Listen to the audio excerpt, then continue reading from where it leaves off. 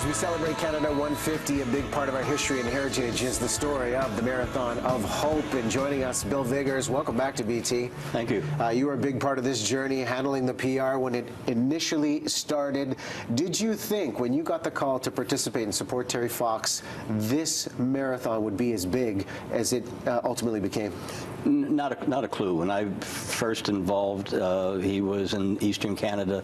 Nothing was happening, and my background was in television and radio, and I'd just gotten this new job with the Cancer Society, and I just went out to try and see what I could do, see if I could bring the level of what he wanted to achieve, and it's the greatest thing that ever happened in my life, needless to say.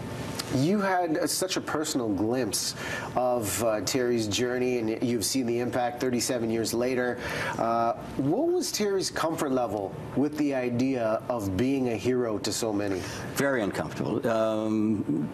Terry was concerned, particularly by the time we'd hit Northern Ontario, that people had put him on this pedestal as a hero, and he was afraid that they had lost the message on why he was doing this. He was concerned that people would think that he was doing it for glory.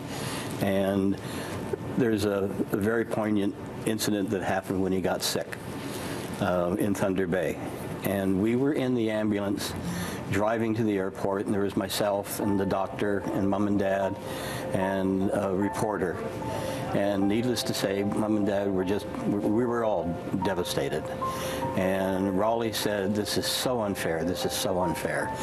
And Terry said, "No, Dad, it's not." He said, "I'm no different than anybody else." He said, "Cancer can come back to anybody, and I'm just the same as every other person." And then he paused and he said, "Maybe now people will realize why I was doing it." And what he knew was that he was going to fly back to Vancouver. He was going to go back home. He was going to have to start the chemo and the radiation treatments.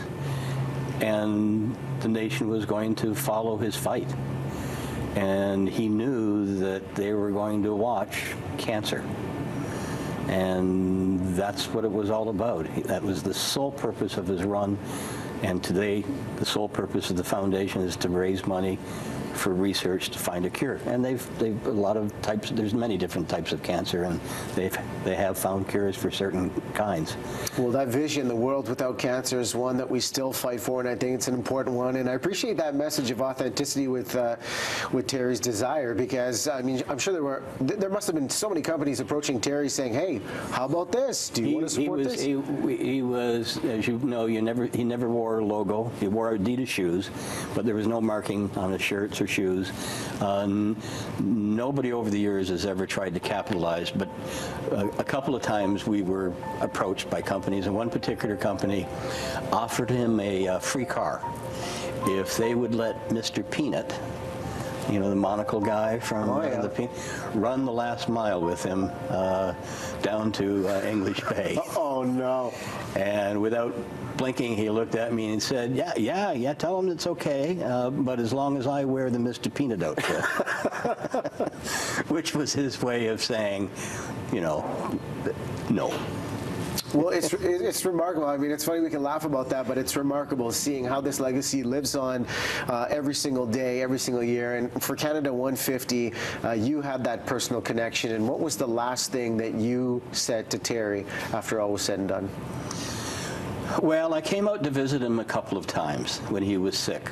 And the last time I was with him at the hospital, Royal Columbian, we hugged, and I walked to the door, and I don't know why, but I turned around and I walked back to him and I hugged him again, and I said, "I'll make you live forever."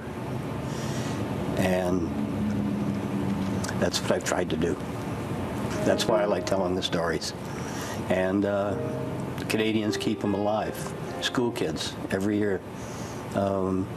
And I'm so proud to have been part of it. It's beyond my wildest imagination. Why me?